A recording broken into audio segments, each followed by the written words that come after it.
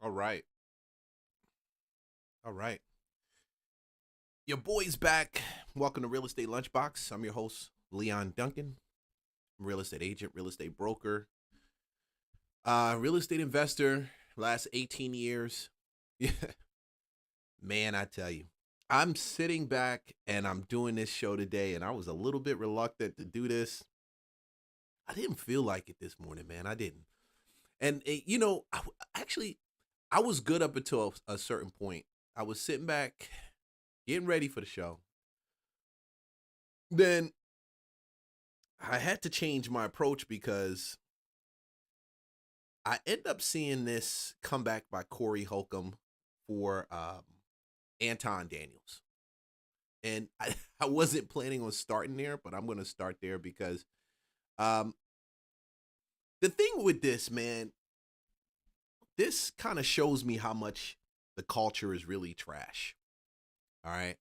Sitting back in my crib, talking to real estate brokers. I'm trying to make some changes in my real estate space. We're going and doing a couple different things. And I'm listening to Anton Daniels start his podcast, daily show. So I like it playing in the background while I'm either getting ready for mine or I'm actually getting some other things done.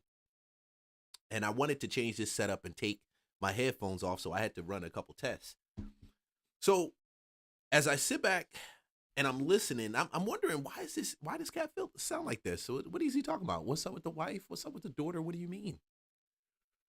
So while he's talking, I start Googling, YouTubing, going down the whole YouTube deal, and I start listening to what Cory Holcomb said about this man's family. It's terrible, dude. It shows me how much, even as somebody that gets out here and we live stream, and you got a life, you got a business, you got family. And just like Anton, most of us who do this, we're podcasters, but we have other life. Or we have YouTubers, but we have other life. We got a life. We do this to cover the content of the culture, to cover the space that we're in. I talk about real estate, not as much. Sometimes it's more politics and culture. But all of it comes down to affecting your real estate, your mindset when it comes to real estate, because I found more people lose concerning their mindset in real estate than any bit of money that can be put in their pocket. So I enjoy talking about mindset, culture, and of course, more importantly, my relationship with God and how that's influenced or worked with me in this space. So when I get to listen to Anton Daniels talk, um, and then I see the beef that takes place with him and Cory. I see him storm off the set. I saw how it went. I saw all of this. When you're a grown man and you're looking at this, you kind of wonder. You say, man, can these young dudes, these grown young dudes, they're not young. Yeah, they are young. But can these grown men, more importantly, somebody calling for another real estate deal. More importantly, can these guys not fight? And I came to the conclusion it's not about them not fighting. It's more about the fight that takes place within the culture. And that's really what's happening. We've got a fight that's taking place within the culture. And it happens all the time. You got the hood ones along with the dudes that move and shake. They may not necessarily be hood. Sometimes they call people like that square, people like me square, or even lame, because we take care of our family and we do those things. And we're not necessarily moving in the streets. I'm not out in the streets. Don't care to be out in the streets. Matter of fact, the less friends I have, the better my life is. But I do like going one to many like this and sharing with people my perspectives, 20 years married this year, how they can actually make their life a better life.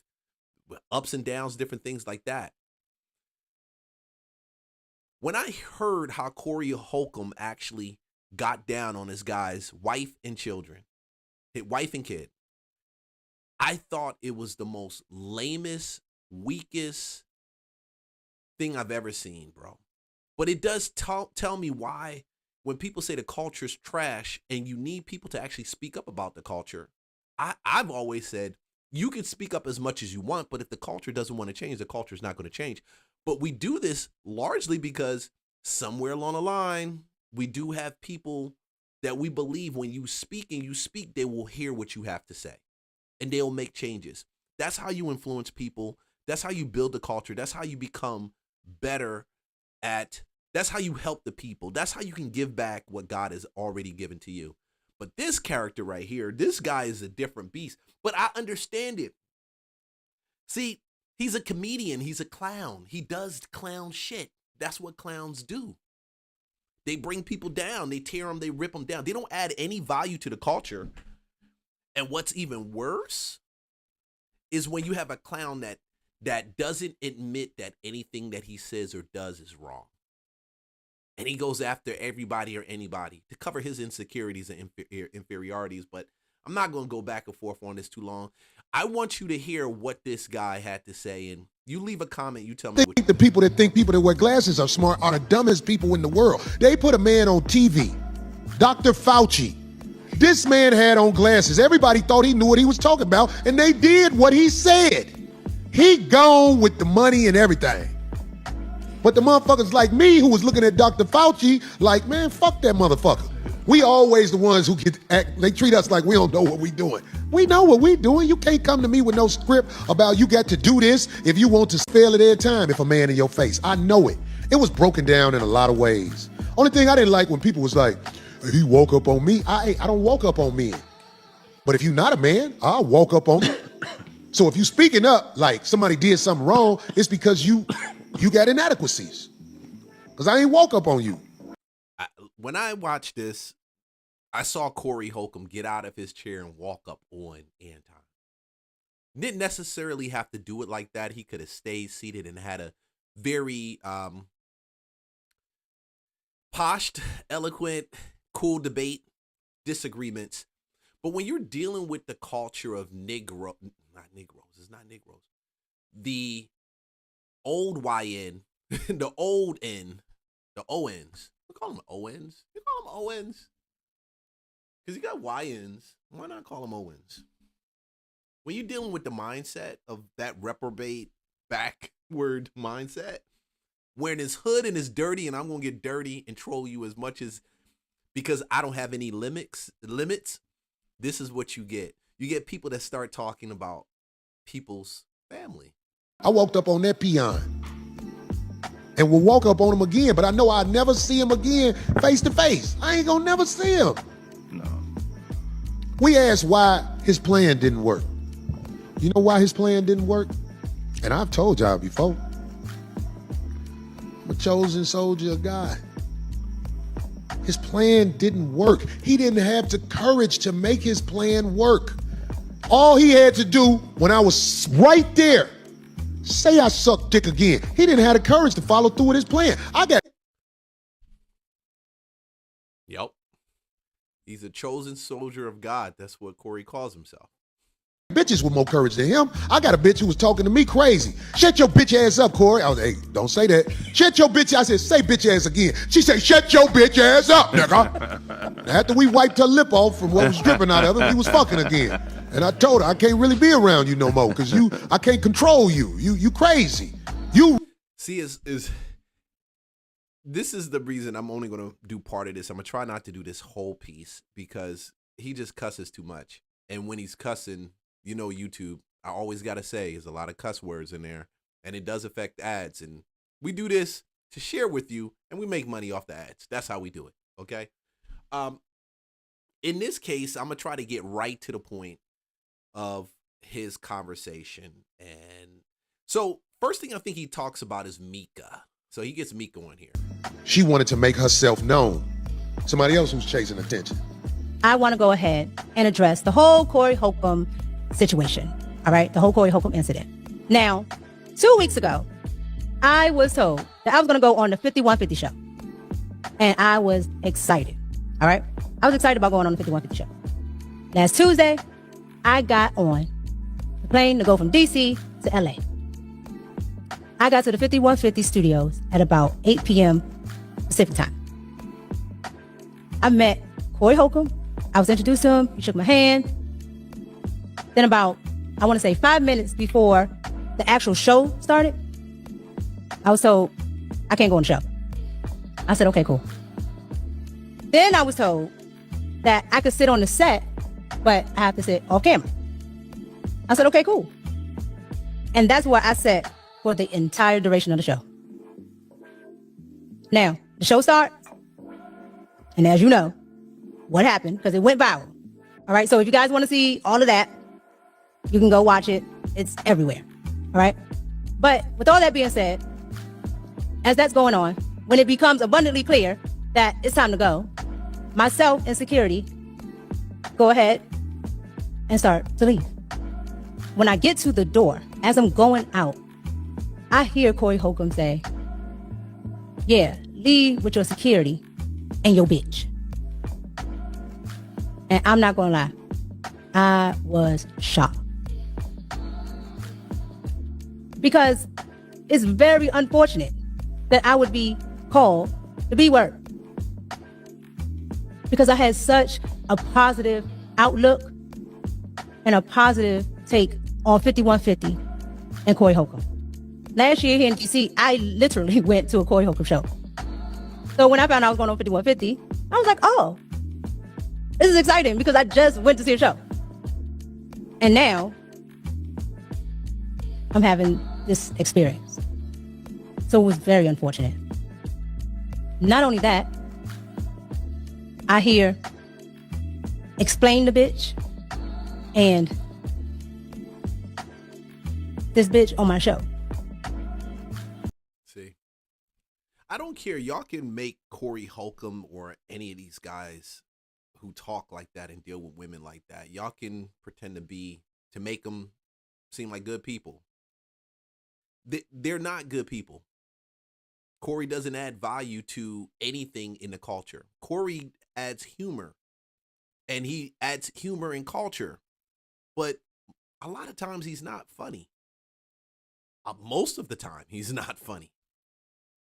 I guess when I sit back and I think about this, I do really see the field Negro nigga that just has to go in the crates and create drama because he needs to be right. And even if somebody challenges him, they got to be as brash and rude and nasty and cuss just like he does. And I hate dealing with Negroes like that. I hate it.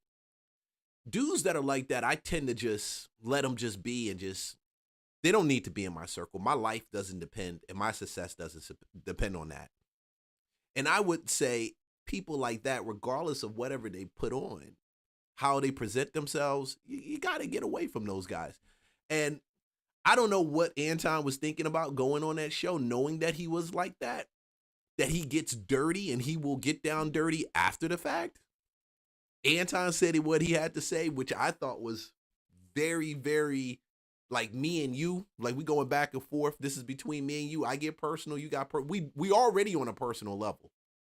When we start saying statements like S mine or suck mine, listen, we're already there on that level. But man, to actually go after a dude's wife and his kids and the people that think that is morally okay. I don't know who she is. Alluding to the fact that I'm just here and it's somebody's side chick. And I'm nobody's side chick. As soon as you ride on the lot, it's cameras. As soon as you ride on the lot, it's cameras. I'm gonna put you on the spot right now, D. Okay. I'm gonna put you on the spot. You saw them get out the car, right? Yeah, it was in my car still.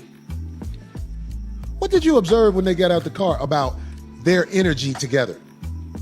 It was interesting for Now, there was a part where Anton said that his experience dealing with her and the women that were there was top notch. He enjoyed conversating with them, and he even trolled and said, "Hey, y'all need to come work for me."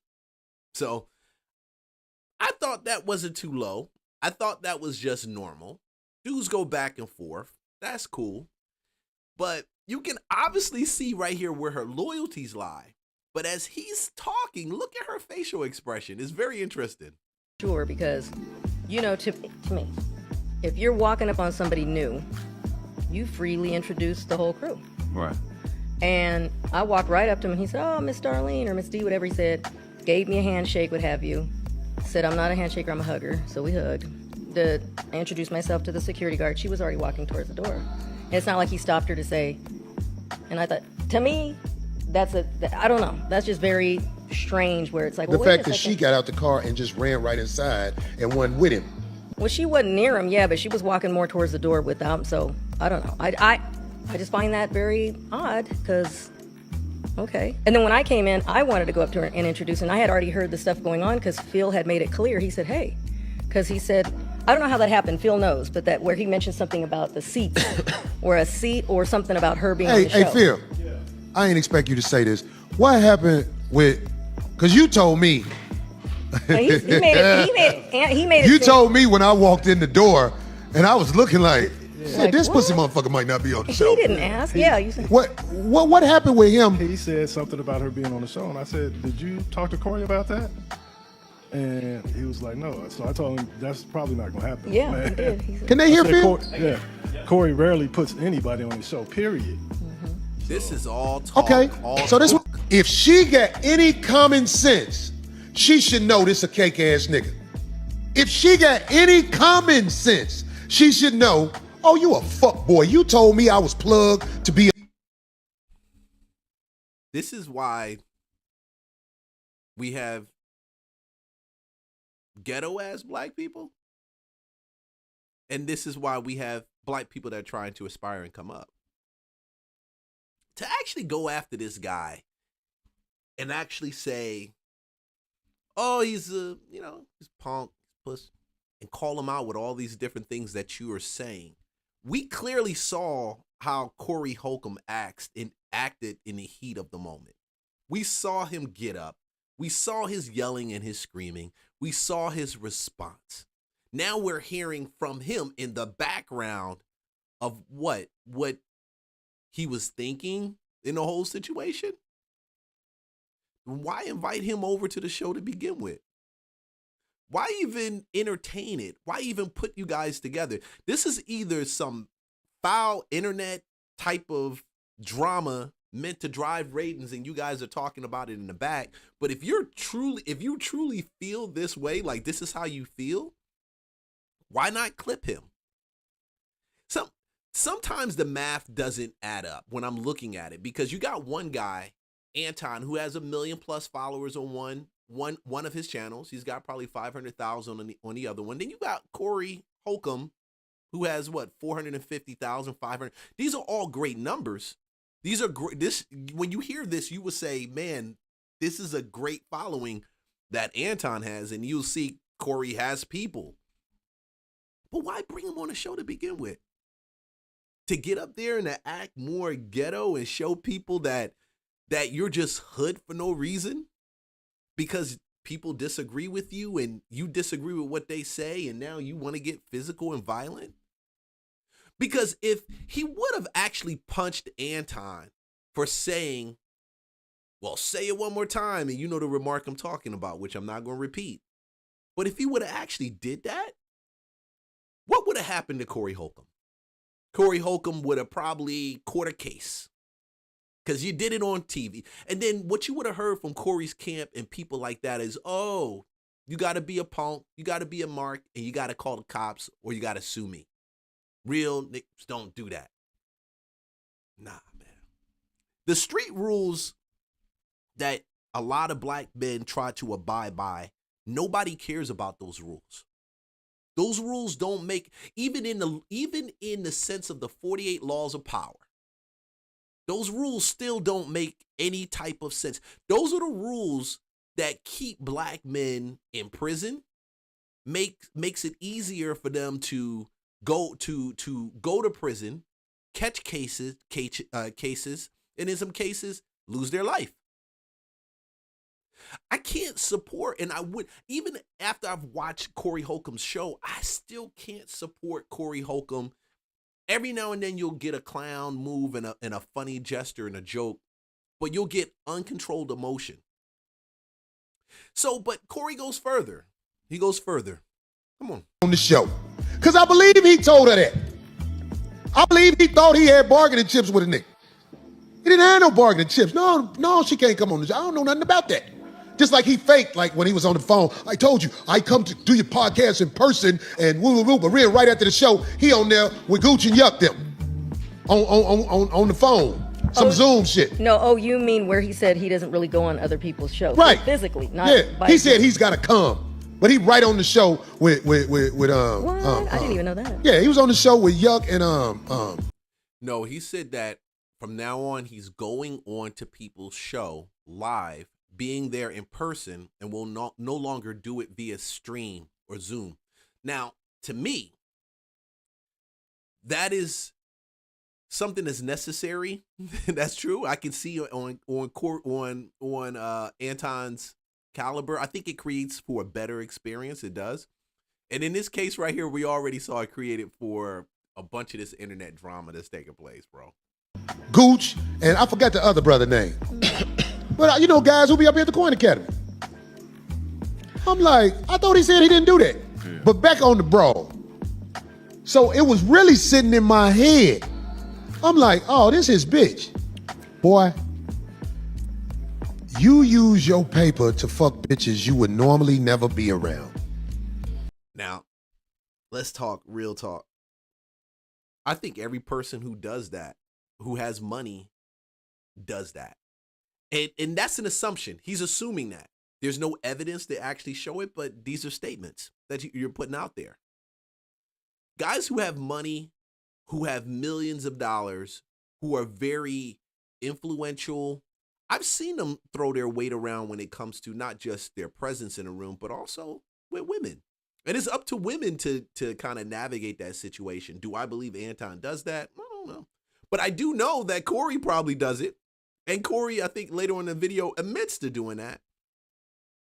But I'm like, what does that have to do with the conversation? Maybe it has something to do with it. Maybe you'll find a reason and say, yeah, but he's a guy, he's married, and he's got a daughter, and that's what he advocates. He's conservative and average. And I still need to see the evidence in it. And through this whole thing, all you hear is Cory, and then you hear no evidence. But it starts to get really, really personal towards the end. You an ugly ass boy. You an ugly ass boy. You brag on having no children. You know, what was so funny? Cory Holcomb ain't good looking either. He's an ugly ass dude too. And you know, but I think that's what happens, right? First thing you want to do is go cover your ego and then cover yourself up. You're like, yeah, you an ugly dude. You ugly. You just make ugly babies. You do ugly stuff. See, that's why I said it doesn't help the culture at all, man. It doesn't. It doesn't. It doesn't. Out of wedlock. You got a picture of his daughter? I'm a dirtbag. You got a picture of his daughter? That nigga. And admitting that you're a dirtbag, is it? I don't know. I've always had this problem with people that admit these negative statements about themselves. Oh, I'm a dirtbag. I'm a slime bucket. Yeah, I know I'm a hoe. I don't know. It never fit. It never fit. I couldn't balance that with the mind of Christ. Like I couldn't, especially when I say, hey, you know, I am a believer and I'm walking with the mind of Christ, and the mind of Christ never would admit that. But when a person says, yeah, I'm one of God's son and I'm called, like Cory said earlier, and then later says, yeah, I'm a slime bucket, I'm a dirt bucket.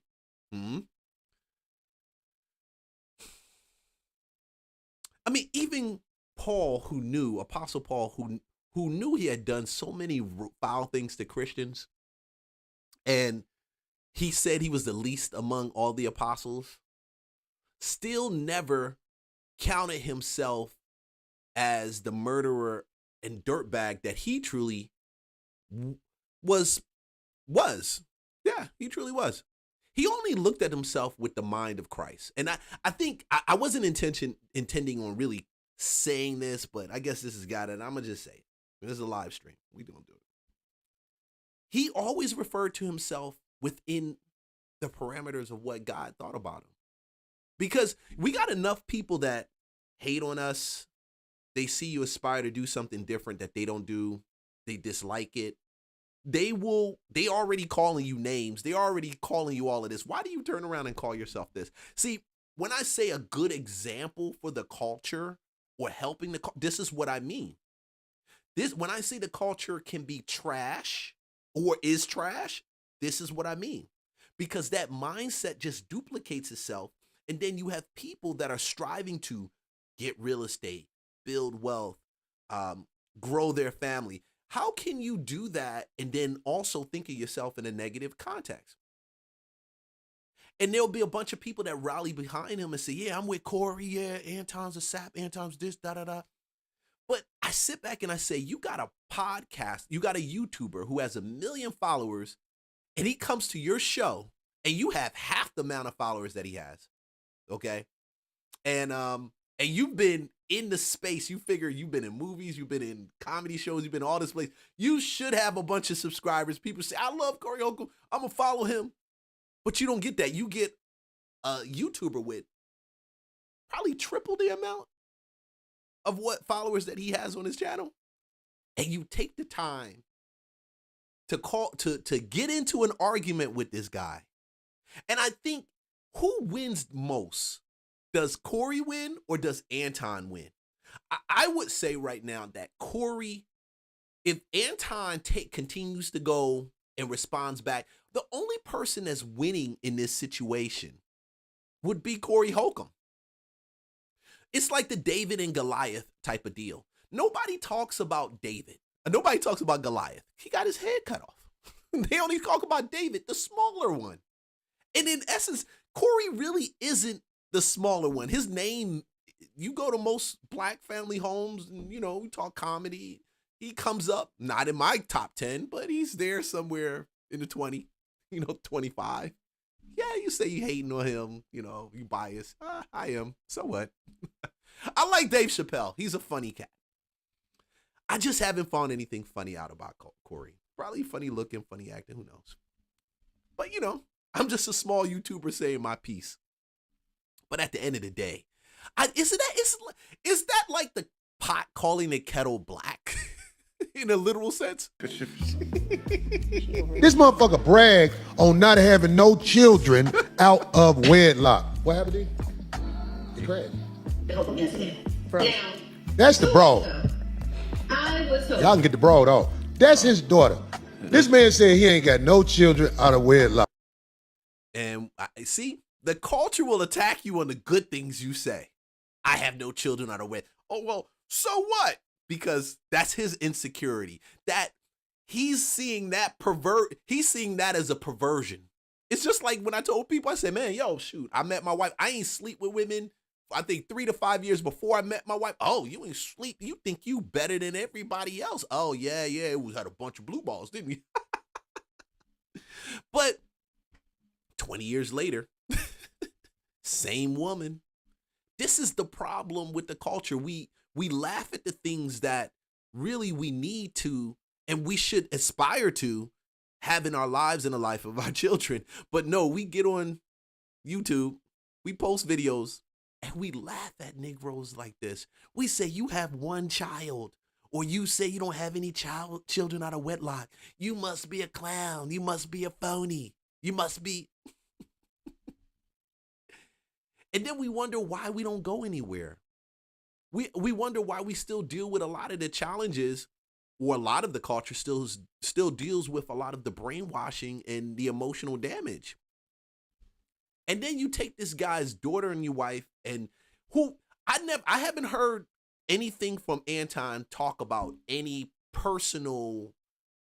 Cory's not married, any kids or anything like that. And if you have, let me know. Leave a comment and leave the video link, because I haven't seen Anton talk about anything to that personal level about Cory. I've seen him say, yeah, Cory's broke. I see him say he's dusty. He trying to make it, blah, blah, blah. The normal things you would do when you troll and you go back and forth with people.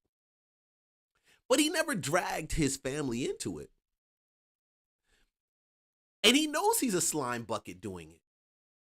And what's worse, is that the culture sits back and accepts that as being something that's nice, that's funny, that's acceptable.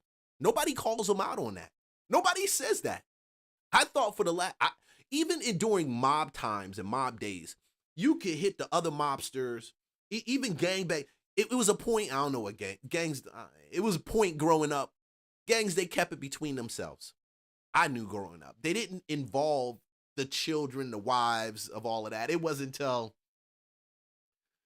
oh my gosh, the start of my era where they start talking about snatching people's wives and all that stuff. They started acting like they were the cartel.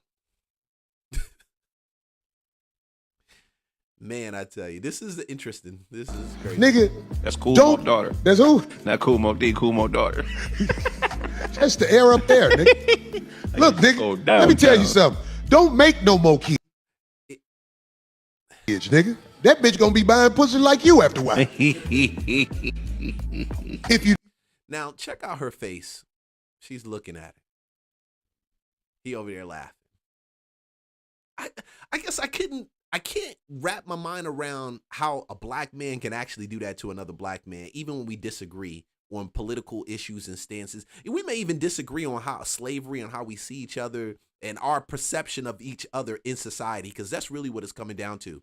You perceive yourself as being a victim of society. He perceives himself as being a victor in society. You say that his white supremacy, he doesn't care about white supremacy. It is not stopping and holding him down.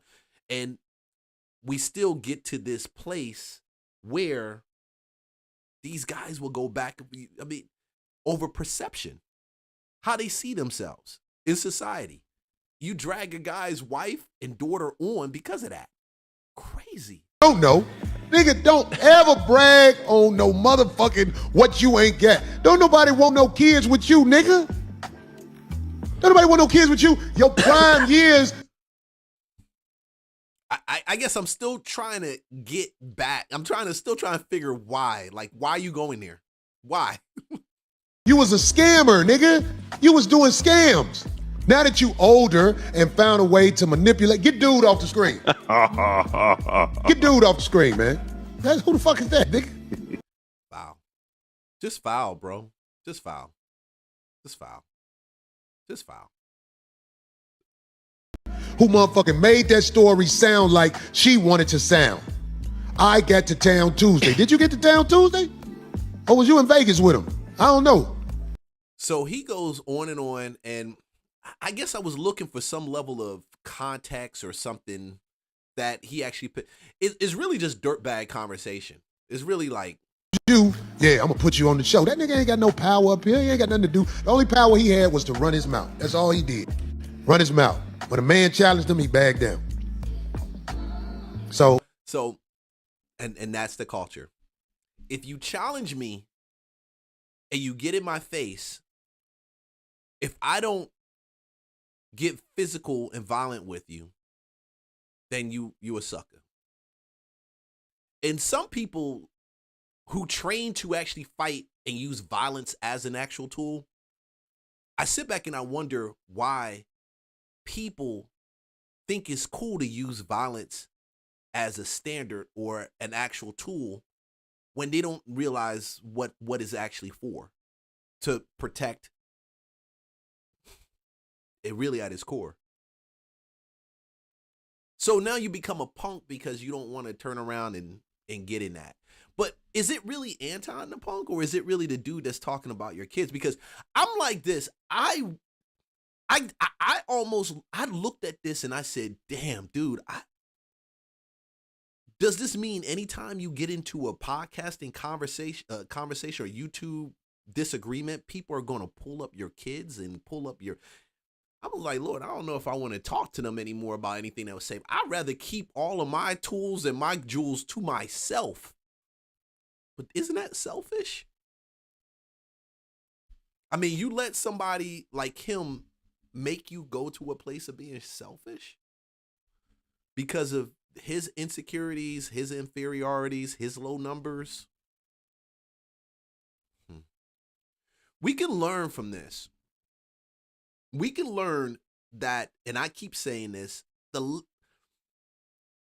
if you identify these people ahead of time, and I truly believe that when you get in business with some people, God always sends signs and speaks to you, and your spirit always tends to like ding, ding, ding, ding, ding. I knew when Anton went on the show, it was more for showing up on the show. And it's great for eyes, for views, for his audience, of course. But is it really worth it sometimes? You tell me what you think. Leave a comment. You tell me if it's really worth it. If it's really worth it. If you want to be on the show, because I heard you say, I went to Cory Holcomb show out in D.C. and he was funny and all that shit. Shouty, you can earn it fucking with me. See, the jester, the coat jester.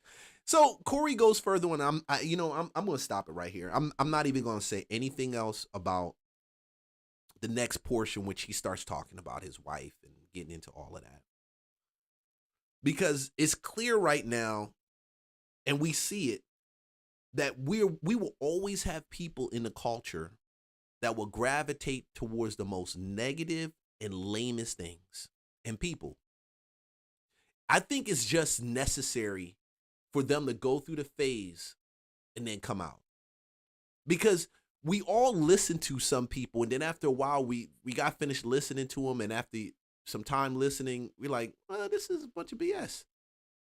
I know I have. I've listened to podcasters, and I've been in that place, YouTubers. I'm like, they were good at the beginning. A month later, But for that negative mindset to actually circulate in the community, for people to still be about that lame hoe, we got to have people like Cory Holcomb, because you got to have that going on. Does Anton say things about people? Yeah, Anton does. Anton does run his mouth, and that's the thing. When you run your mouth, or you're a talker, and you speak and you say those things, it's better for it to be true than for you just to come off the side of your lip. The difference between these two guys going back and forth is one actually stood up there and went point by point why they believe what they believe and spoke the truth. And then you have one right now that's responding from a place of his panties are too tight. And a lot of it, I think, with Cory is that when you get hit by somebody that supposedly is supposed to be a lower belt than you or weight class than you, and then you get a bunch of people, YouTubers like me, jumping online and we're talking about it. I'm sure he's going through a lot of situations where he had to keep his head up, but it becomes different now. Because it becomes different. I'm curious to see if Anton's even going to respond back to him. I don't think Anton's going to not. I think Anton is going to respond to him. I think it's just going to happen, but it's going to happen at a different pace. And he's not going to let him run the fight or the disagreement. Man, I'm open for your comments. You let me know. Tell me what you think. Tell me if this is. Tell me what you think about this. Let's go to the next one, man.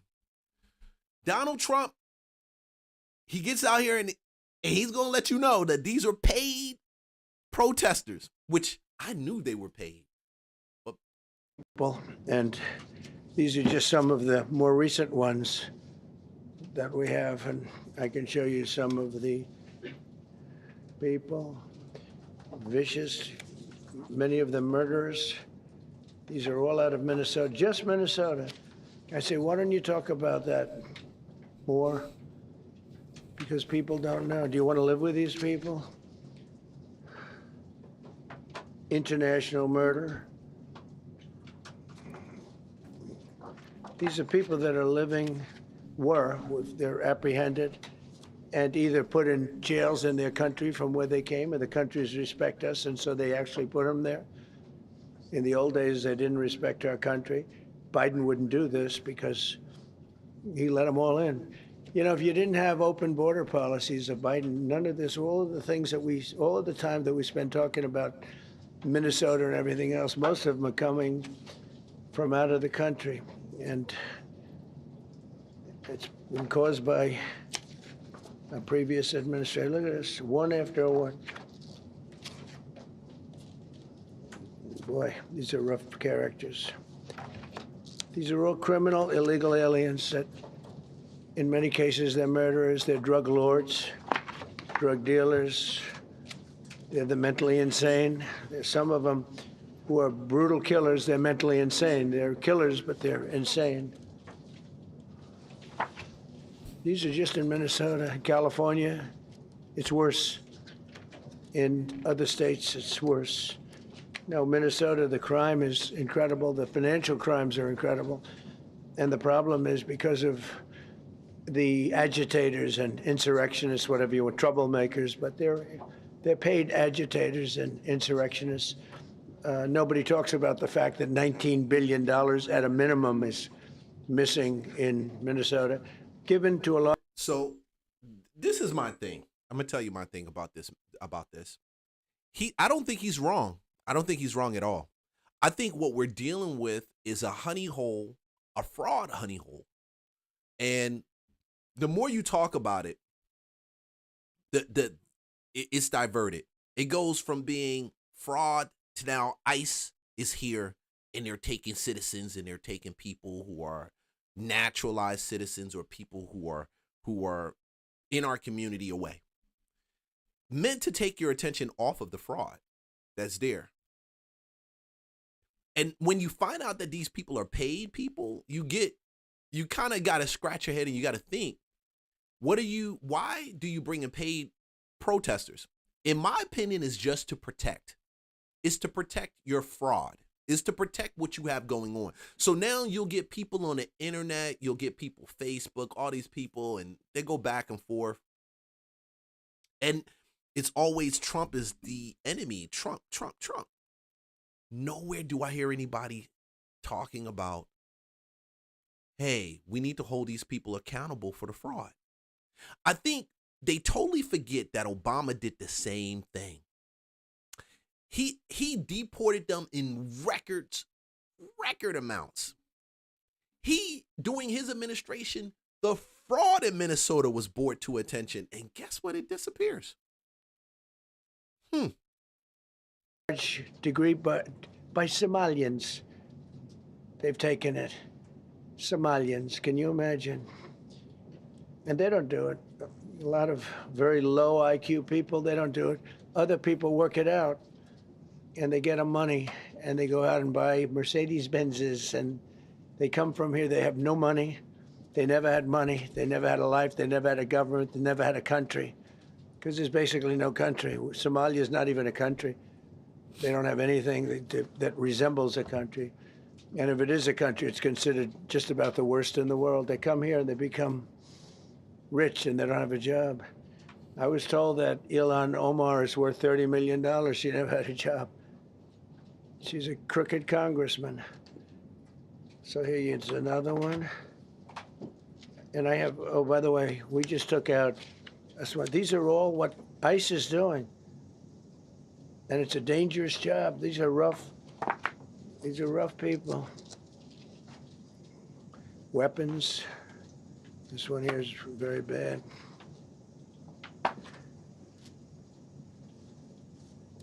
I'm going through this because I think we have plenty of time. I'm going to beautiful place in Switzerland where we'll be, I'm sure I'm very happily awaited for. In Switzerland, they don't know about this. They don't have this problem. They have other problems, but they don't have this problem. Look, killed somebody. Look, and these are rough people. These are not, this was all allowed into our country through open borders. These dumbest policies, you know, men and women's sports is dumb. But to me, having an open border for the world to come in, drug dealers and prisoners, Venezuela, as an example, opened their prisons into the United States. That's why one of the reasons I felt so strongly against Venezuela. Now I'm loving Venezuela. They've been working with us so well. It's been so nice.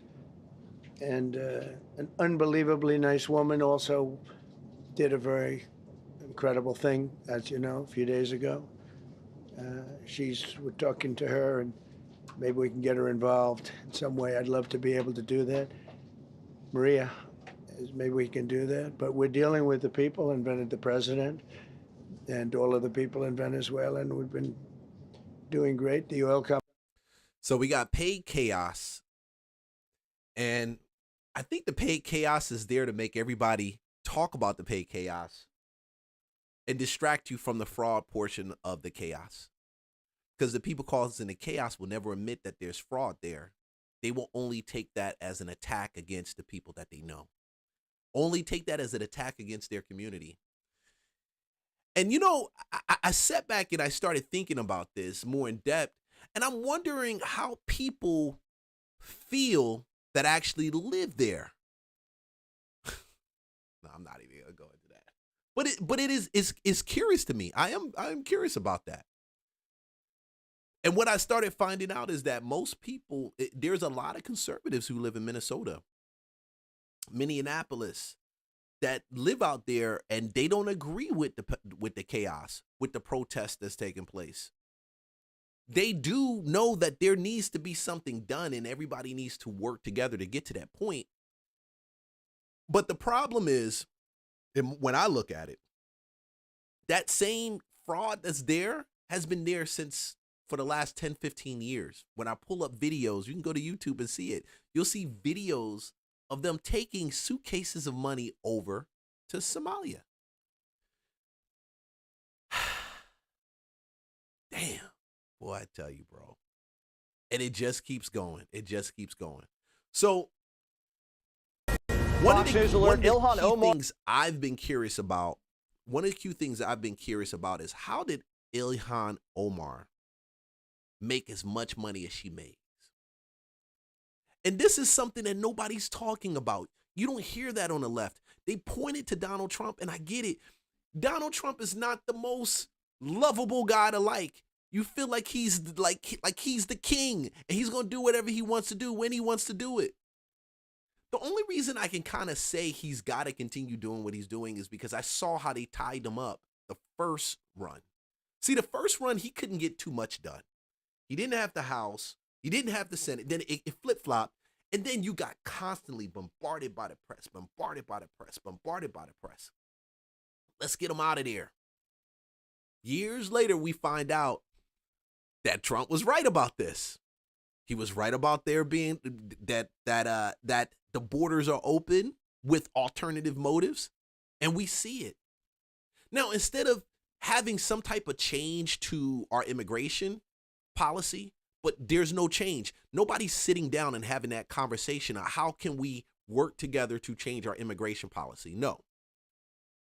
There's only brute force against the federal government.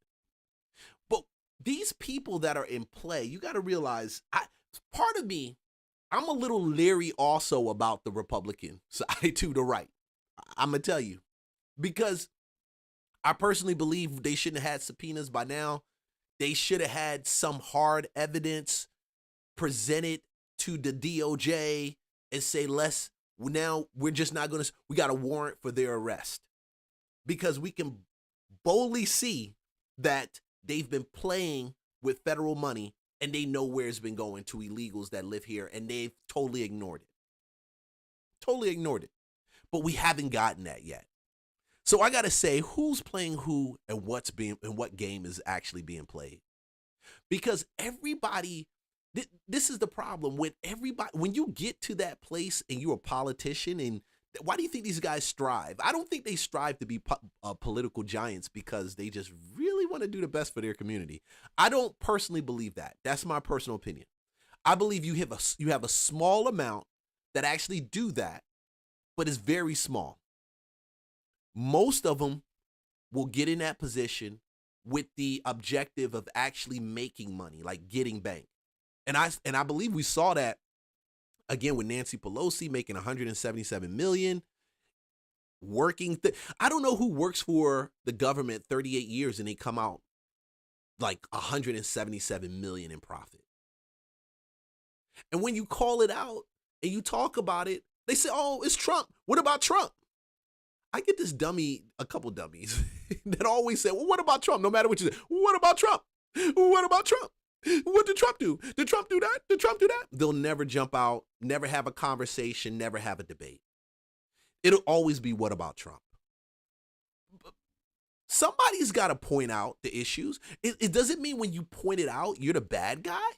And that, to me, that's what I'm seeing. I'm seeing every time you point out every time you point out fraud, misuse of management, these people get in the bag, because I ain't getting the bag, okay, for that. I can't. They get in the bag every freaking direction up there, putting the money in the bag and sending the money out. So what do we do now? Just because you're rioting, these guys are rioting and like kids running up and down the street, do we turn around and just let it go? We're just supposed to ignore it. See, when I talk about stuff like this, people that are in my space, in the real estate space, or people that I know, they turn a blind eye. They turn around and they look the other direction.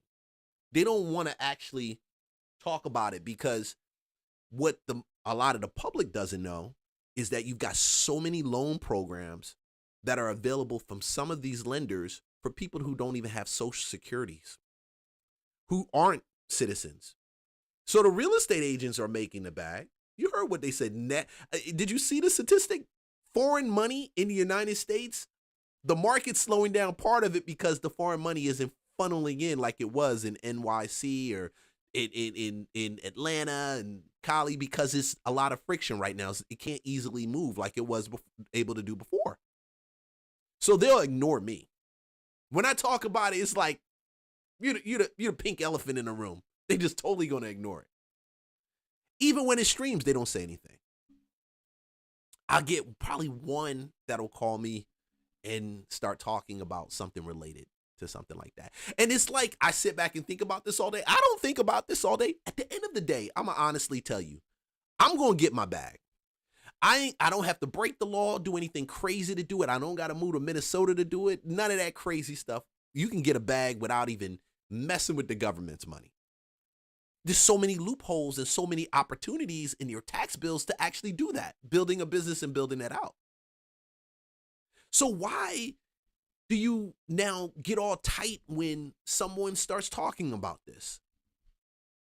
Do you think just because everybody that comes to this country, that every person who comes to this country has good intentions? That's really what it is. I think, and I know that a lot of the people that move to Minnesota, they're coming from the sub-Saharan African area. Why would you? That's the least place you want to go to. Okay, it is cold. That's not like living in sub-Saharan Africa. Nigeria, Sierra Leone, Ghana. It's not Somalia. You have better climate and better weather in Florida. Trust me, I live there. My behind just want to move back to Florida, honestly, in some way, shape, or form. Sometimes I do. I really just want to move back. So why did they move to Minnesota? You think it's just because Minnesota? No, it's the bag, bro. It is. And they know it's the bag. So when Ilhan Omar comes out and she's $30 million a year later, they don't want you talking about this. They only want you talking about Renee Good and the justice that's there. I'm sitting back like, damn, I need to run for Congress. Oh, no. Can I run for Congress? Oh, no. Congress? Oh, no. Can I run for that? I mean, dude. Because all you got to do is fool people enough for them to vote for you. All you got to do is tell them that you with them and they'll vote for you. But when people start talking about it, it's horrible. Under investigation after racking up millions while she was in Congress. Senior national correspondent Kevin Cork has it. What's up, Kevin? Good to see you, my friend. What's the old saying? Follow the money? Well, that's precisely what the House Oversight Committee is doing. They are probing squad member Ilhan Omar's skyrocketing family wealth, Jesse, especially in the wake of that $9 billion, some would argue $19 billion, Somali social services fraud scandal that exploded in her district in Minnesota. The Oversight Chair, James Comer, says his team's lawyers are exploring the extraordinary step of subpoenaing Omar's spouse over his curious business practices. Republicans want to know how the Somali-born Omar and her politically connected husband Tim Minette went from being nearly broke to being worth around $30 million in just a year, according to her 2024 disclosure forms. Quoting Comer now, there are a lot of questions as to how her husband accumulated so much wealth over the past 2 years. It's not possible. It's not. And he's a money guy. Minette and his partner. And you know what's worse is I feel that after all of this, if she's not taken out of office, if nobody's arrested, nobody is removed from office, Trump is going to leave office in the next 3 years, and J.D. Vance may get the nomination. It may be DeSantis. It may not be. Who knows? But I believe the way that the system is so screwed up right now, she'll end up making more money. You heard what I said. She's going to end up making more money. When things happen, and I keep saying this, money isn't made in the great times. Even though she went from in 1 year up to 30 million, no. Money isn't made in a good time. Money in real estate, and I can't talk to you about stocks. I don't trade stocks. I can't talk to you about all these other things. I can say money in real estate is made when times are bad. Like I know a guy right now, he posts on his Facebook, but yeah, I got under contract, 2 contracts over market value, because he probably chose the right deals, right locations with the right build out. But there's a ton of people around him that their deals aren't selling. And this is when, don't let them get you fooled, okay? This is still a real hard market when it comes to real estate, because what the DOJ did with the real estate commission, the realtor board, it jacked up so much stuff. I mean, I've had contracts where the agent on the other side never negotiated their side, and then we're under contract a week or 2 in, and they're like, "Hey, how much do I get paid?" No, you're not getting paid anything. You didn't negotiate it. See, money's made when things are chaotic.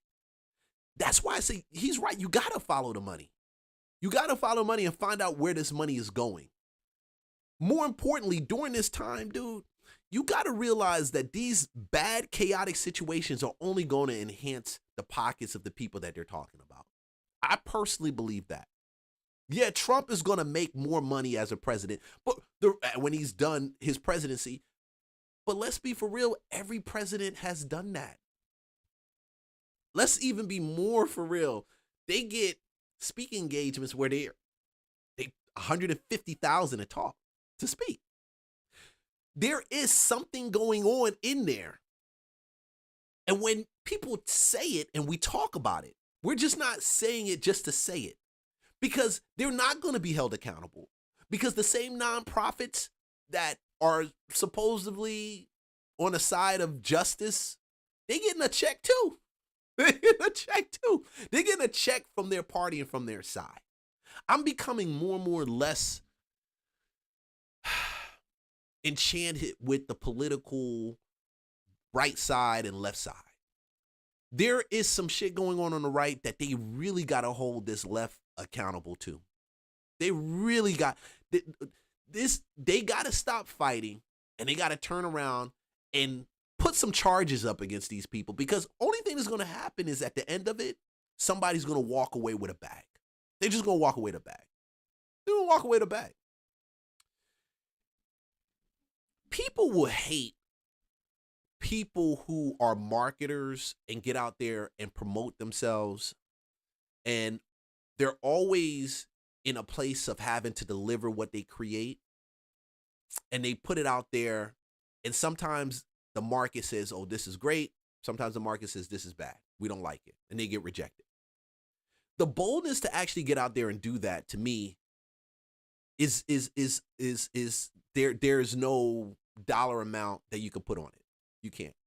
Trump is a promoter. He's always been a promoter of himself. He's a promoter of his businesses, his names. Politics is so tied to promotion and marketing, it will blow your mind. The reason they really hate this guy is he's changed the whole political marketing side. And I know I'm running at a tangent talking about something I probably didn't even set up to talk to you about. And I'm always looking at it and studying it. Like, what makes him get this much attention? What makes them say this or do that? Because they know, just like with Jasmine Crockett, that the more you can monopolize the airwaves, the more I can get people to hear my narrative, they're more like content creators right now than politicians. That's just what the way it is. Ilhan Omar, even Donald Trump, JD Vance, if you're not a content creator and a politician, the next 5, 10 years, 15 years, we'll see a drastic shift. Dude, look at Zohran Mamdani. Do you think Mamdani got elected because he just has a nice smile? Yes, some women that out there, they're stupid. They'll go with that. And there's some people, he look like a nice guy. No, you have to market to convince a group of people that socialism is okay. That is all right to take people's money. That the government is entitled or required to take care of you. And this is what we need to do with government to make sure your life is easier. I'm like, whatever happened to less government? But maybe I'm crazy. I'm not. But she knows. Because I did a video of her out there right in front of ICE headquarters. And she's with 2 or 3 other liberal white female politicians. And they're saying, we're walking into ICE. We're going to walk in there and we're going to find out the conditions. Do you think they really care? No, they don't care, bro. They really don't. Because if they really cared, they would have actually stopped the fraud that was taking place and say, no, this is the standard. We can't do that. You can make money, but you can't gouge, lie, deceive. But I'm kind of looking at it right now like the narcos. They have great control over their politicians in Mexico, Honduras, some of these other places. I know white American liberals, they don't want to see that. They want to live in denial. I mean, do we stay in denial until somebody kicks down our door from another country and then plants boots on us? I don't know. But these narcos know how to buy their politicians.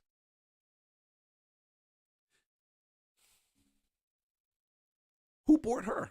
Partner Will Haler, back in 2022, formed an investment firm, Jesse, named Rose Lake Capital. They had $42 in their bank account at the time, but in a year, up to $25 million, according to Omar's filing. By the way, he also has a wine business that went from next to nothing to millions on its books.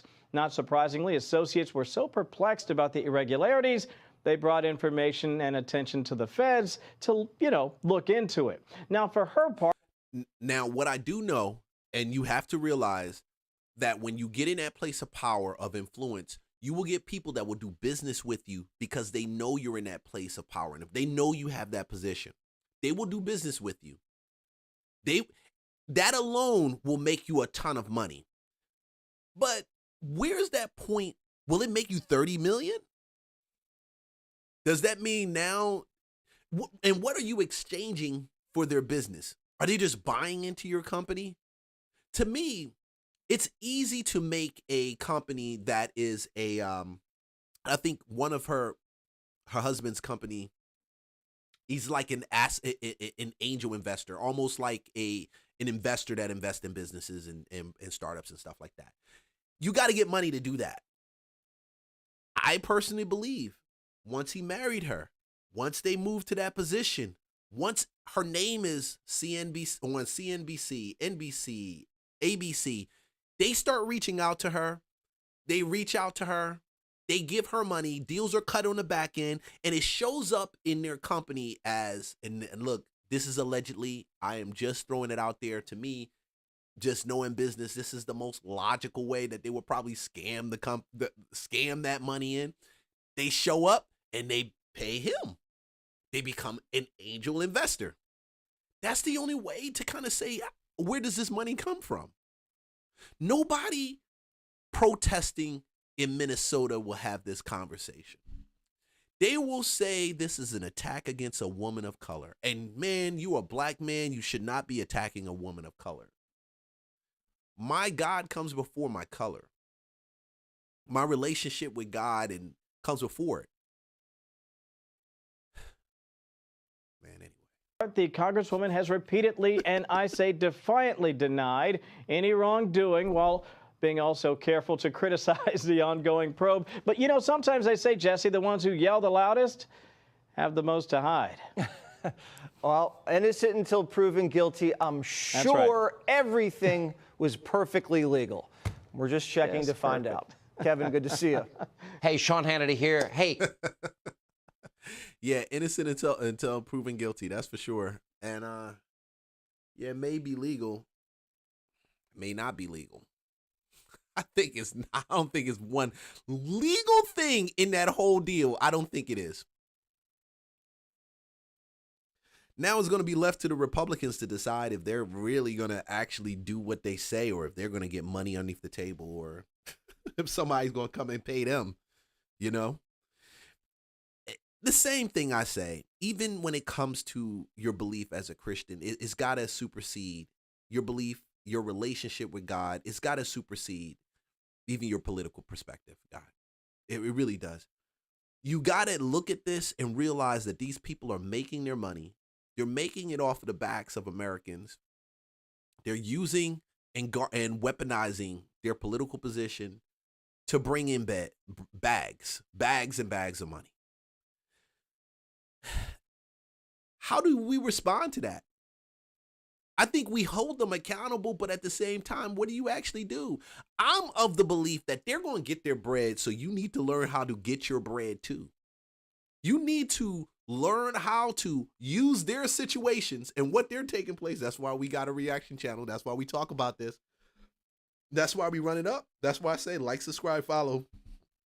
I'm always going to talk about it. I'm always going to put it out. Like, subscribe, follow for more content. Because if we don't sit down and talk about it, if nobody acknowledges it and brings it to the attention of the masses, people are going to continue to be on that side of saying, oh, Trump is bad. Oh, Trump is good. Oh, and I don't have a negative thing about Trump. I voted for Trump and I will vote for Trump again. But I'm not going to be stupid and believe that these people ain't getting their bags. And I'm waiting to see who's going to be prosecuted and who's going to be brought up on charges for this crap. No due process coming in, no due process going out. No due process coming in, no due process going out. Very simple. Very simple, guys. And she's right. It's very simple. I've always wondered if there's no due process coming into the country, why is it that we owe due process to them going out? People may say that's America. This is why America is. That's what makes us different. But that same difference in that same law is the same thing that can turn a country upside down, like upside down with the wrong type of people actually here. Due process, habeas corpus should be at the top of the list of items discussed when it comes to immigration. But we don't. You can't go to Europe and do it. You can't go to any countries in South America and do it. And damn well, don't you dare take yourself over to the Baltics or even Africa and try to do that. They will look at you and clown you. You broke in. You don't get to benefit from our laws because you're broke in. And this is the friction. I believe this is the friction that the Democrats always fight with the Republicans on. This is the rule that has never been changed. And we stare at it. We stare at it daily. And they protest, and nothing comes from it. Nothing. Nothing at all.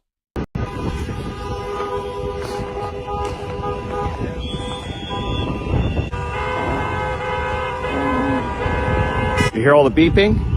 It's for me. Why? This right here.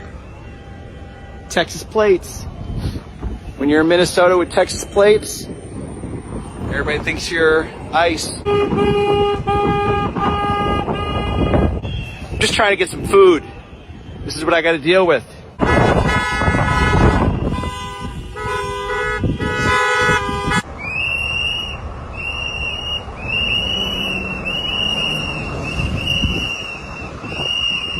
Dag, imagine renting a car and you just driving a rental, and just because it doesn't have the license plate tags that are for that state or that city, or yeah, for that state, and you're driving through the city and you're getting whistles blown at you. Oh man, that's chaotic, bro. That's chaotic. That's too much. Put on my Instagram story that I was in Minnesota, and this lady by the name of Jennifer, she messaged me. She's like, I'm a real estate agent here. You wouldn't believe what's happening. Our property taxes are going up. They're putting in these daycares and these adult centers right next door to the house I'm trying to sell, and I can't even tell the seller, I can't even tell the buyer that the house next to it is a adult daycare. That's way too much. That's way too much. I keep saying, when you talk about real estate, you talk about property. I don't see any deals coming out of Minnesota. I don't see any off-market deals, even though I think their median income price of a home is roughly about the mid fours. I know their property taxes are insane right now. Insane.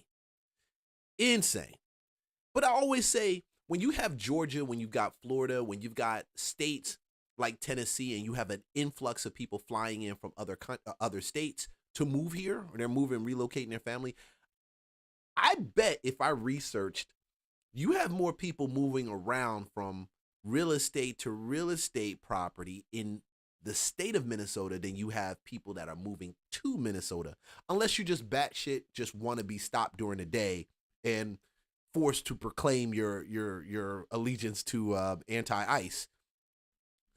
It's not happening. You don't have waves of people moving to Minnesota. You just don't. Senator Rhodes, unless they're coming from another country and they want the benefits. I'll be breaking a law.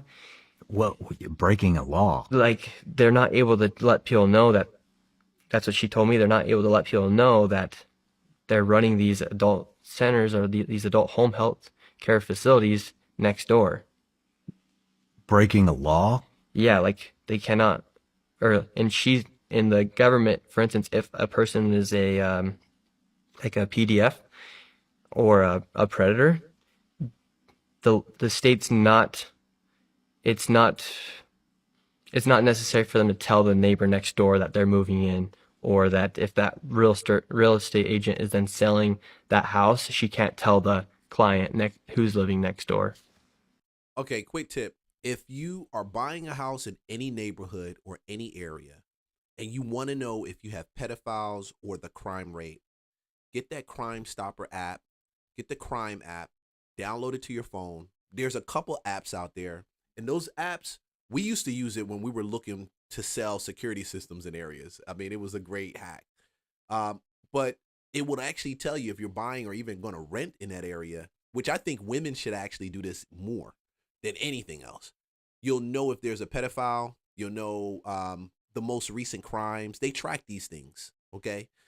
Now, for a realtor not to tell you is really not the job of the realtor to tell you. Most realtors and real estate agents will tell you, hey, you got a early child care facility opening next door, or you've got this taking place next door.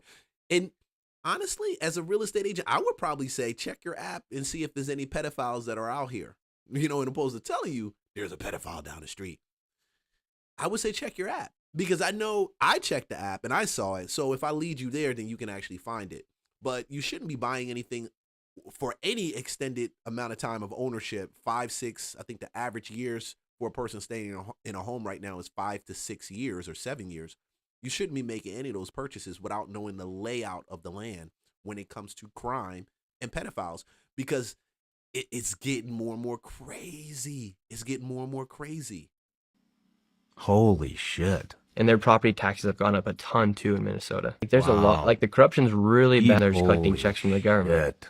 And that's not only happening in Minnesota and Washington state. Hello everyone, Minnesota here. I'm actually in Minneapolis. So I work 80 to 90 hours a week. I put on 600 to 700 miles a week on my car. I work incredibly hard. Now, the media would have you believe that this entire state is a Democrat state and a socialist Democrat state. And I can tell you that there are millions of conservatives in this state. I want you to ponder something. So a common question I get asked is, how do you guys keep electing these corrupt politicians into the Minnesota government? So ponder this. Billions of dollars worth of fraud here. And we're supposed to believe, oh, our bad. It just slipped through my fingers. I didn't even know what was going on. And some might have went in my pocket, but we'll fix it. But our elections are completely honest. We are to be trusted 100% in this area. I truly believe this will be the next fraud that will come out in insane numbers. First point. Second point, as conservatives, we are so suppressed in this state. We cannot talk about our values, our love for this country, why we are conservatives, how we value family, country, Constitution, for fear of loss of job, loss of company, loss of customers.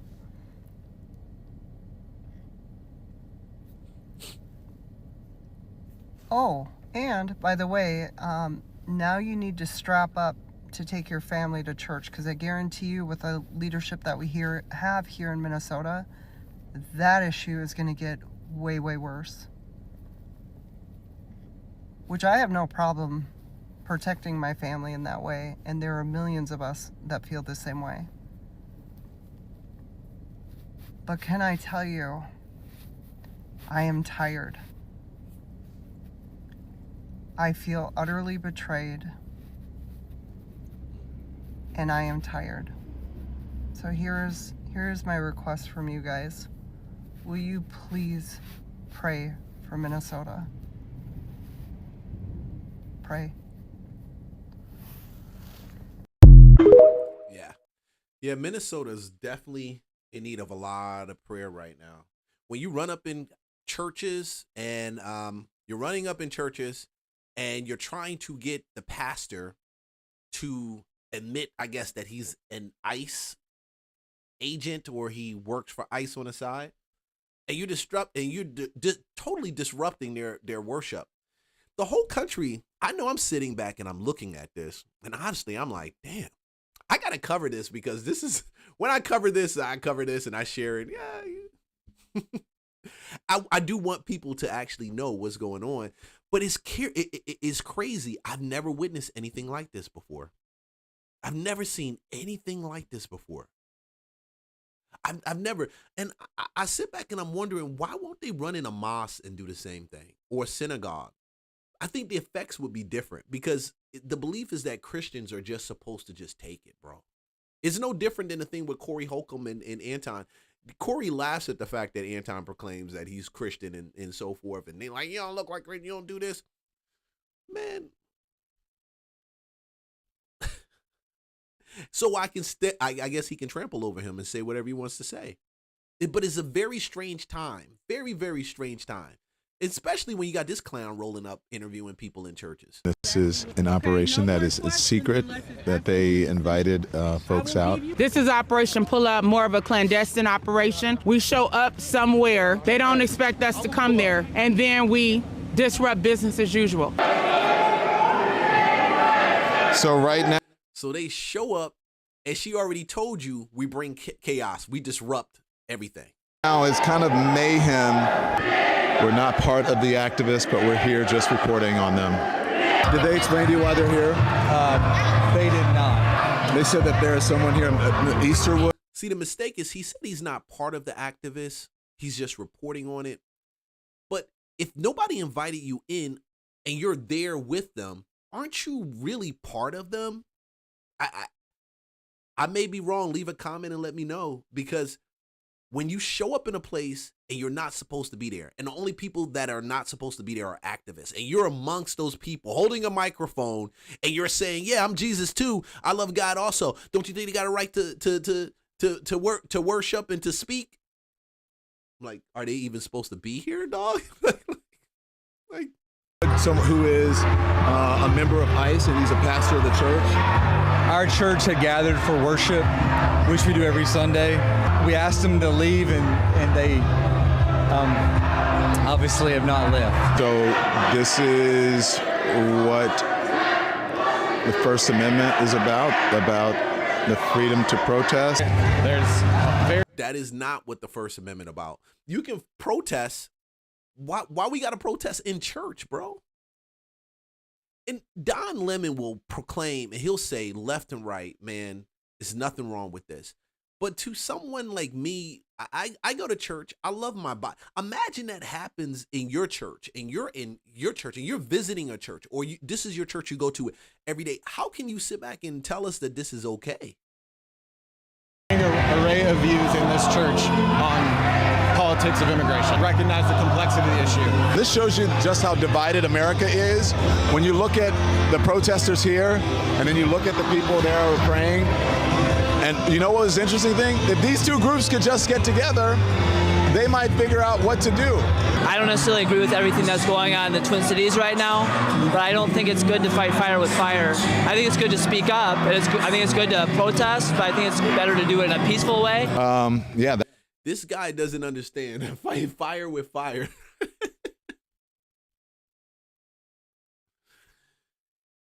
You're a little sappy, in my opinion, bro. Honestly.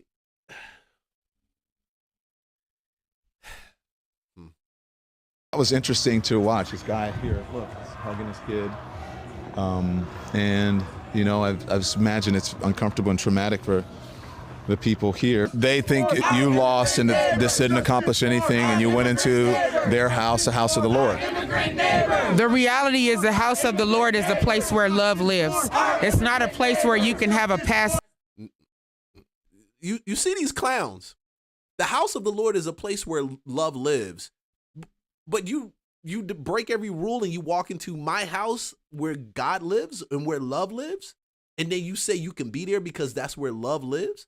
Dude, they just need to arrest these people, bro. Like, I don't understand, and this is my frustration. I don't understand why nobody was actually arrested on this. I don't understand why they have charges. Maybe is there something going on? If there is, just leave a comment, let me know, shoot a message. I don't see anything that showed people getting arrested for doing this. Do they even take it serious? Man, I gotta cut that. I didn't cut that joint right there, bro. All right. I wanted to talk about this because this is crazy. When I leave Minnesota, the degeneracy of the culture, and when we talk about the culture being degenerate, when we talk about the craziness, see, you got black culture, you got black people. There are some beautiful things about black culture. And then there's some real degenerate, nasty things about black culture. But the nasty part is just promoted way too much. Then the real sane things, like the real things, the things really you should be proud about. Your kid goes to school. She gets 100 scholarships, or she gets accepted to 15 schools. Those are things I'm like, okay, great. I love that. That's perfect. She's smart. He's smart. They got a great future ahead of themselves. They're working, the system, going to school, getting a degree, or they're finding a trade to actually be a part of. But then we get this type of degeneracy. It's no different, I say, in Fulton County than the judge in Douglas County that knowingly, we know she hit an officer. When the body cam comes out, it's going to show all the crap. She's suppressing it, I'm pretty sure. But then turns around and sues Fulton County for $50 million. To me, it's no different than this story right here with a jail officer smuggling contraband in Fulton County Jail.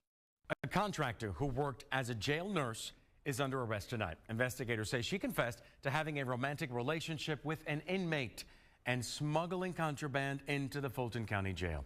Channel 2's Michael Seiden broke the story on WSBTV.com, joining us live now in Northwest Atlanta with how authorities, Michael, say this investigation began with a note. Yeah, George, investigators tell us it was another nurse that actually found a handwritten note that exposed this alleged relationship. And tonight, we are getting a closer look at some of that other evidence that was found that led to the felony charge.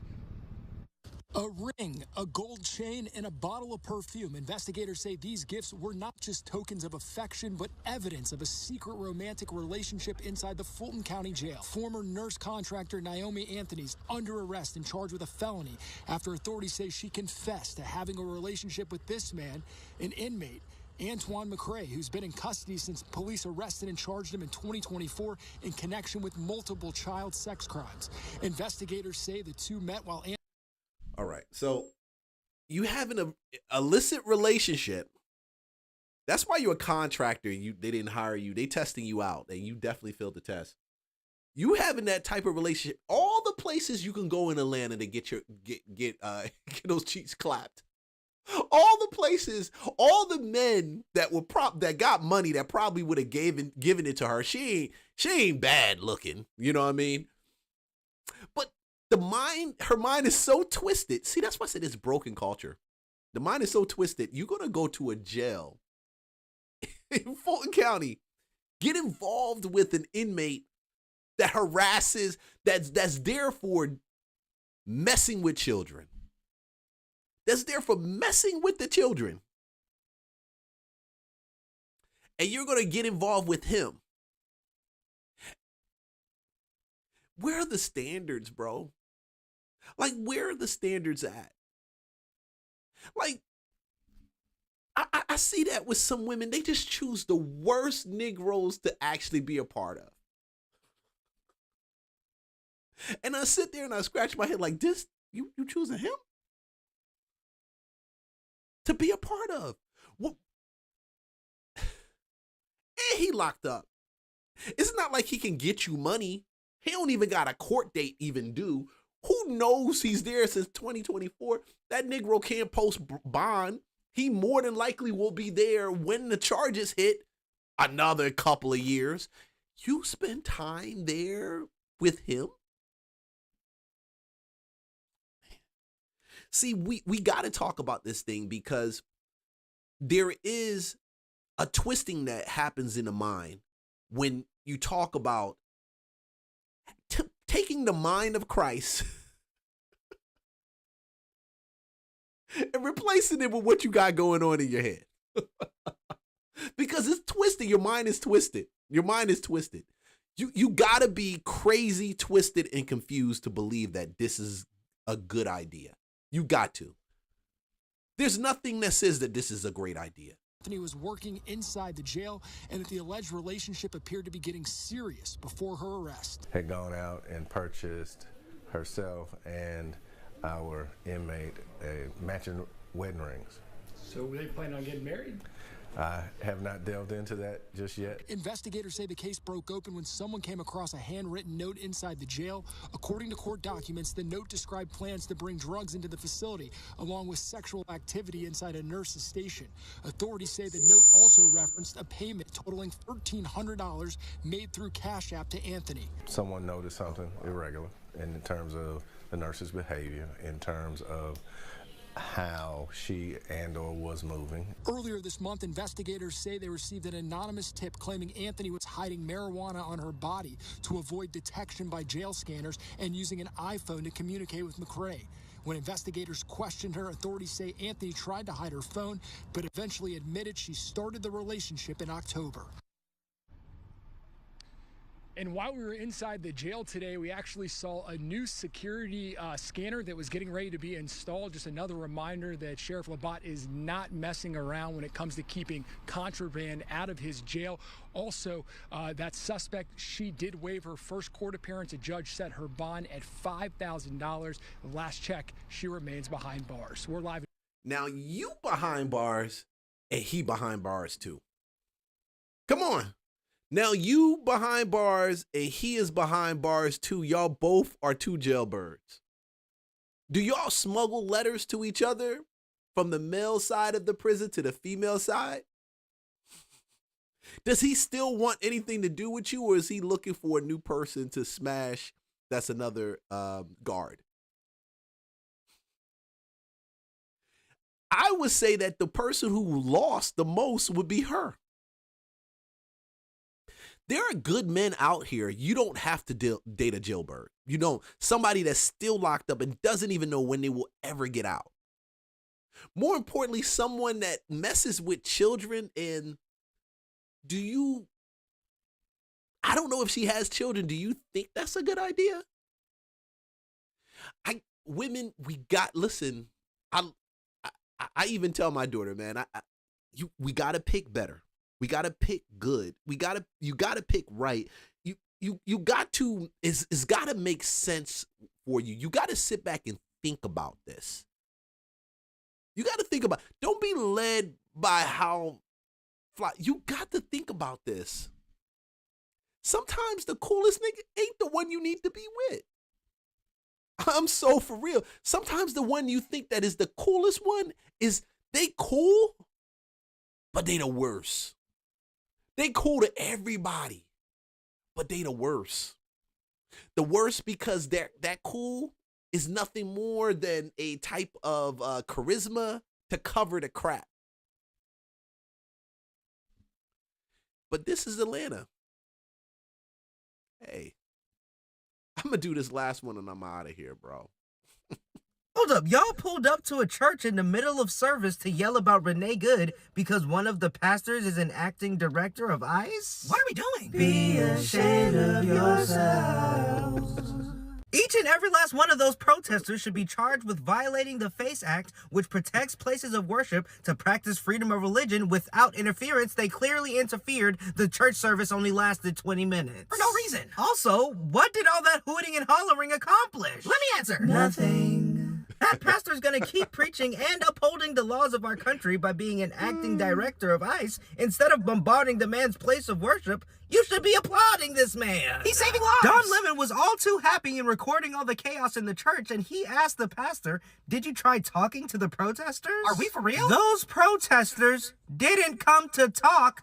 They came to protest! Obviously! Those individuals can face up to 6 months in jail and up to a $10,000 fine, and I hope they get the max of both. Me too! Keep it up, Donald Trump! Ow! See, they will want you to believe that everybody's on the side of this chaos.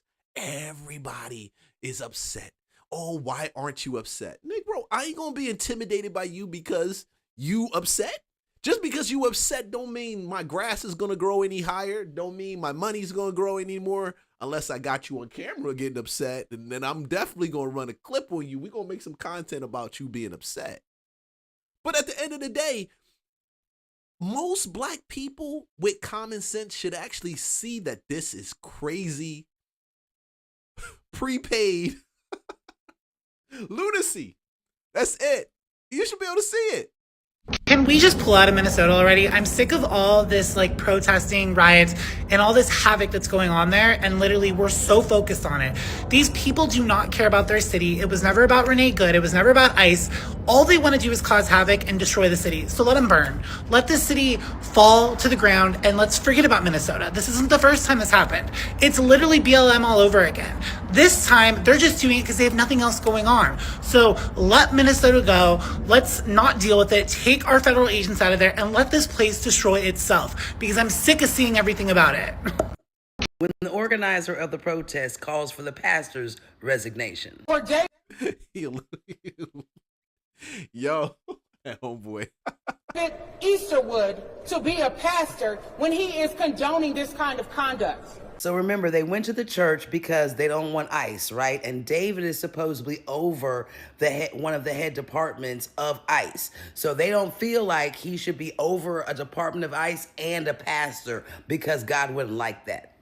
And not just condoning it through his silence when it comes to addressing it publicly with our community. He hasn't said nothing about it. Silent. That's crazy.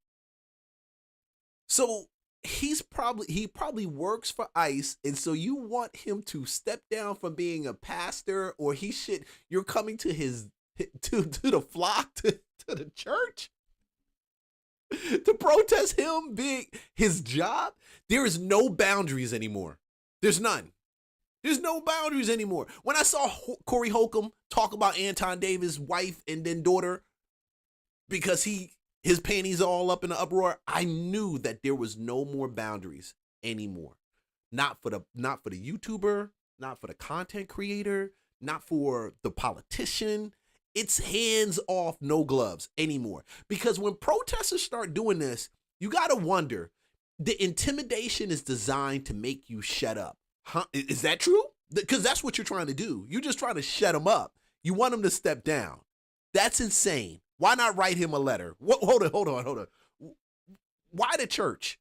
Mm-hmm.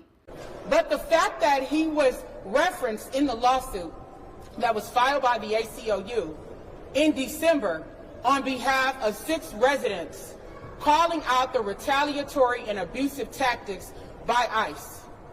And you know what David said in that lawsuit? There is no evidence that this is going on. It's the protesters and their aggression that's at fault. Which is an absolute fact, because when Obama was doing all this, y'all weren't protesting. You weren't in the streets. You weren't standing in front of cars. You weren't standing in front of people. Like, you weren't doing all of this. No whistles. Well, think about what Rebecca Good said. Oh, hell no. The wife of Renee Good. They had guns. We had whistles. She had a car. So you are talking about nonviolent, peaceful protesters with whistles, rocks, ice, and occasionally fireworks. Don't leave out the car. The car is very important here. Hold on. Don't leave out the bricks, because their bricks are very important. Don't leave out the bullets in the gun, because you got one of them in Texas that shot at ICE officers and ended up killing the illegal that the ICE officers were bringing in. Did you see that story? You probably didn't. So don't turn around and don't forget about all of that. Forget about that. Forget about that. Forget about that. Let's just focus on him and his statement.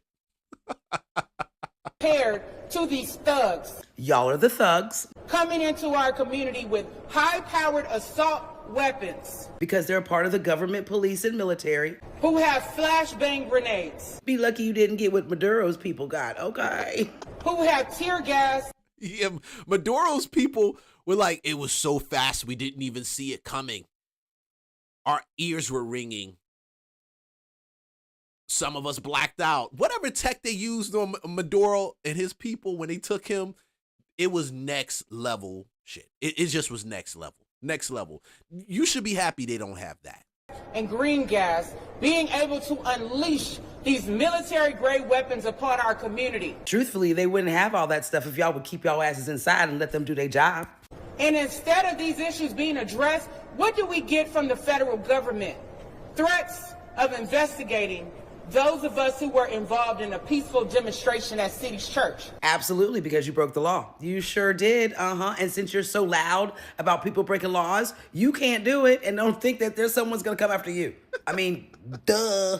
The same federal government that made up lies after the brutal murder. You mean her suicide attempt? Of mother and wife Renee Good, falsely claiming that she was a domestic terrorist.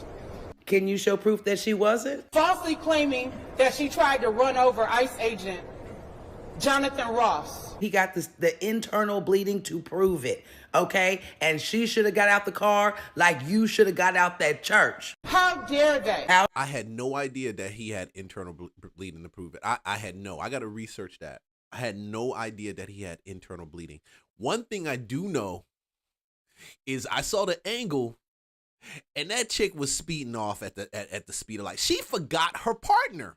She forgot her wife. She forgot her wife. She literally was going to speed off with without her wife and the dog in the back car.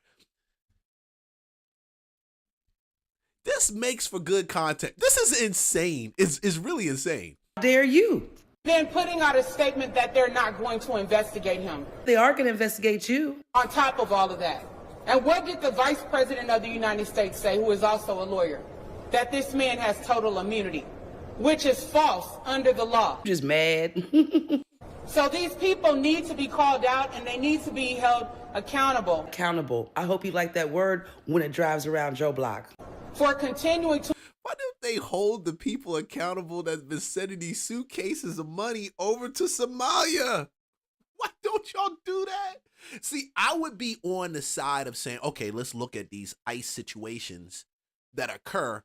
If you're on the side of saying, yeah, we found the scoundrels that been taking the money. Here they are.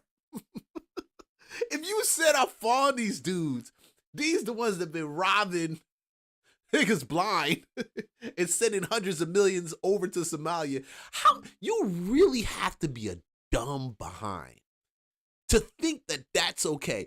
Me, if I'm protesting for you and you're a neighbor of mine in Minnesota right now, and I'm glad I don't live in Minnesota, I will be protesting for you, and then I will be coming to your house later that evening, all you Somalians, and say, listen, I need a cut of that bread, bro. I need a cut of that bread. You gotta pay me some of that, because I know y'all getting baked. I know that that daycare center down there, the one that got the boarded up door in the window, that somebody go in every now and then. I know y'all getting the bread. I know these transportation companies are transporting nobody. Yeah, nobody. Y'all gotta break me off. Y'all lucky I don't live in Somalia, y'all. I don't live there. Y'all lucky I don't live in Minnesota. Cause y'all about getting this bread. Y'all, listen, if you're protesting in Minnesota right now and you are not holding these Somalians that you're protesting for under some level of paying you some bread for their activities, if you're not holding them accountable to cut you a check, you are full. Oh no. You dumb. Bro, this is the last skit I'm talking about. You're dumb.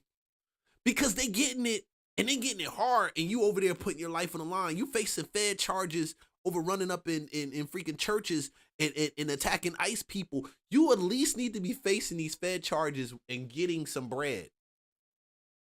They need to be cutting you in on some of those government contracts that they got. You don't forget, that's a daycare in that state. They don't have to report based on who shows. They can report based on who's on attendance. They should be cutting you a check. That's why I can't respect y'all. Because Tim Wall's getting a check. Ilhan Omar, you know she getting a check. The mayor, his scared behind look like he getting a check. He looks scared. He look like he trying to get reelected.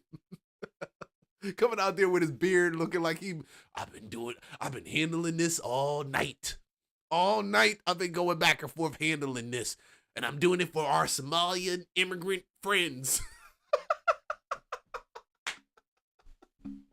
Homeboy getting a check.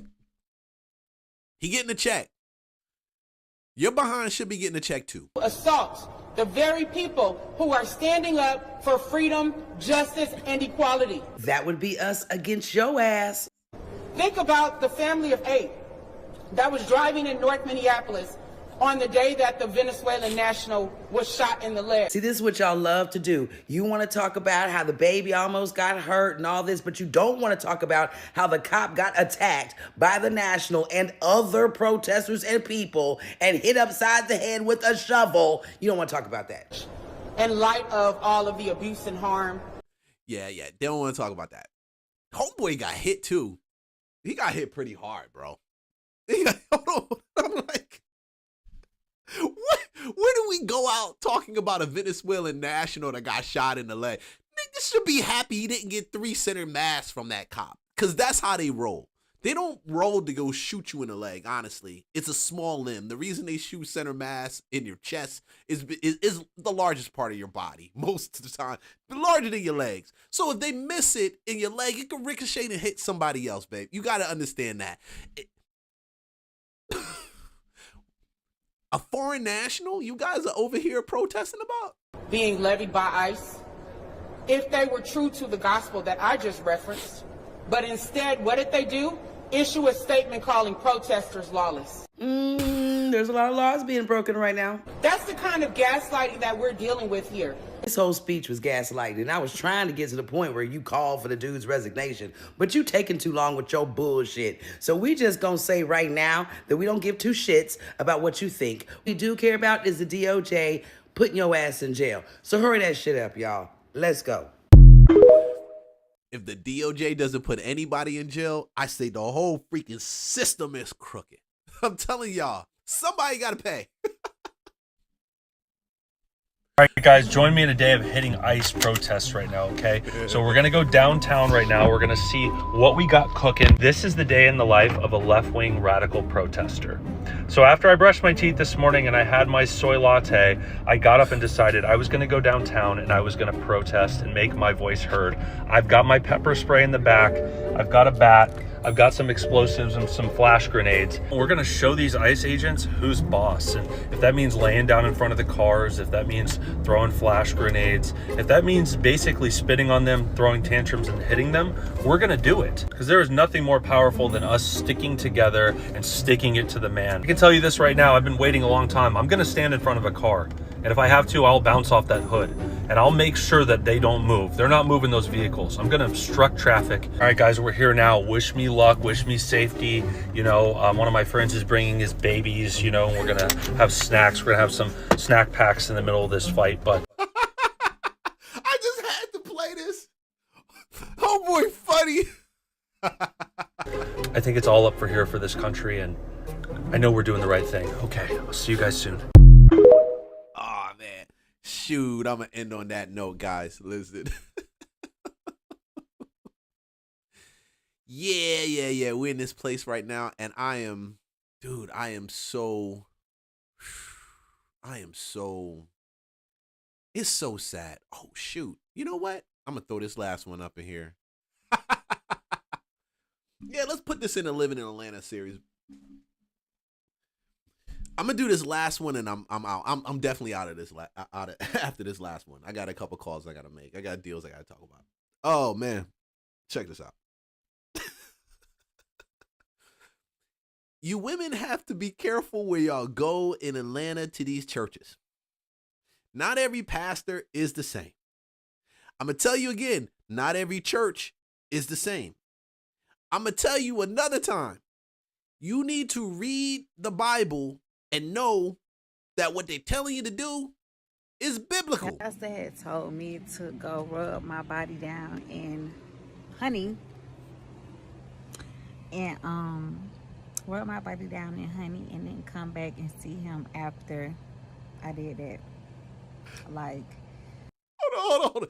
That sounds like one of those Jamaican videos where you see the women in Montego Bay, they out there on the river, and they rubbing themselves down with some type of, I'm figuring out that's honey, right? Rubbing themselves down, and they're laying on just laying. Y'all will do anything that some of these people tell you to do. What are you chasing? What are you chasing? Like what? What? it wasn't even a church day. It was like, I don't know. It wasn't even Bible service. Anyway, so I had went to this church in Atlanta. It was really a cult. I think it was a cult to this day. Hold on. You notice she didn't say she didn't rub herself down with the honey. You noticed that, right? She didn't say anything about I said no and I didn't rub myself down with the honey. So let's continue this under the assumption that she did the honey rub. Okay? Let's continue this under that. I hate to say that, but it was. I went 3 times total. The first 2 times I went, I had a good time. The third time was the red flag. First 2 times we was worshiping. It was long worships though, very long worships. See, right at that point, it's a wrap for me. Right at that point, it's a wrap. Sis, I would have told you that the first time we went that it was off. I would have told you the first time it was off. I would have told you it was off when you told me about the honey. I would have told you that it was off when the worship was super long. I've been there, done that. Little kid. Never, ever will I put my children through that level of child abuse. And what is biblical or theological child abuse? Okay, never, hell no. And then that third time, I told him something I was going through in my life with my, at the time, boyfriend who was incarcerated. He was like, bring me a picture of him. Bought him a picture. He was a prophet / pastor. Prophesied on me all the times all the 2 times I went. Okay. But it was something about when he told me to read a Psalms chapter and rub honey all over my body and then get in the tub. I think he told me to read a chapter after that and then come talk to him. I knew he was on some freaky ass shit. I don't know what they was trying to get me to do, but I wasn't with it. Like, I was not with that. That was the first weird ass church experience I ever had. And it didn't deter me from going to church, but it just, at the time I was like 25 years old. And so I was very impressionable, but I'm like, yeah, no, this ain't finna work for me. You think it's not going to work for you? Shorty, I'm gonna tell you, it ain't gonna work for you. You think? Man, listen. Atlanta already has a lot of weird stuff going on. The sex clubs are enough. Now you got church cult sex clubs? And they got honey? Hey guys, there's some really great pastors in Atlanta. And there's some real shitty ones. If it don't line up biblically, you need to stay away from it, and it would help for you to read the book. Hey, man, like, subscribe, follow for more content. I am out. I appreciate y'all. You guys have a great day. See you guys on the next Real Estate Lunchbox, because, oh, boy. Boy, it just don't stop in Atlanta, bro.